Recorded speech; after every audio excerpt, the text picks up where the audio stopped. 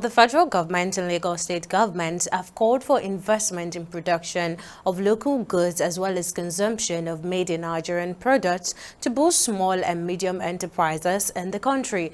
Speaking at the 16th meeting of the National Council on Industry, Trade and Investment, organized by the Federal Ministry of Industry, Trade and Investment, the Lagos State Commissioner for Commerce, Cooperatives, Trade and Investment highlights the urgent need to diversify the country's economy from over-reliance on oil.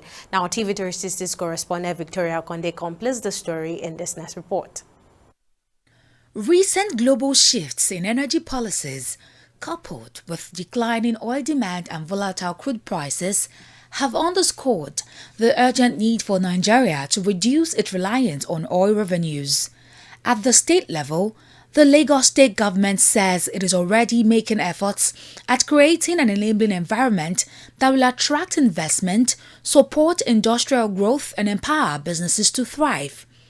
While advocating more investment in producing local goods and consuming them rather than relying on importation of foreign goods, the Lagos State Commissioner for Commerce, Cooperatives, Trade and Investment, Folashade Ambrose, urges both federal and state governments to explore new markets, unlock the potential of the country's youthful population, and embrace the digital economy as a catalyst for industrial and trade expansion.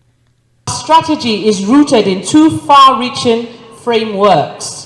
One, the proposed Lagos State Industrial Policy, LSIP, 2025 to 2030, which redefines industrialization as a deliberate, inclusive, and technological-driven enterprise focused on local value addition, manufacturing excellence, and green industrial growth.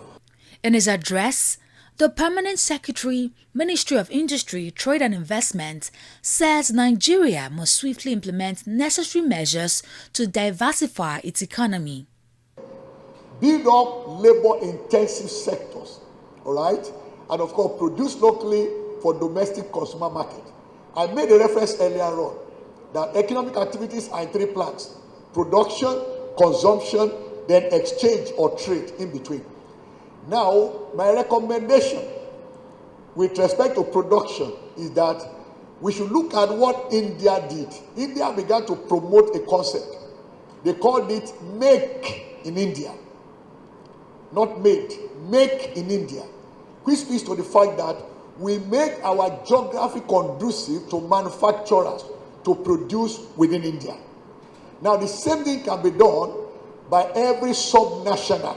Other speakers urged the governments to adopt policies that will make Nigeria's manufacturing sector conducive for both local and international manufacturers.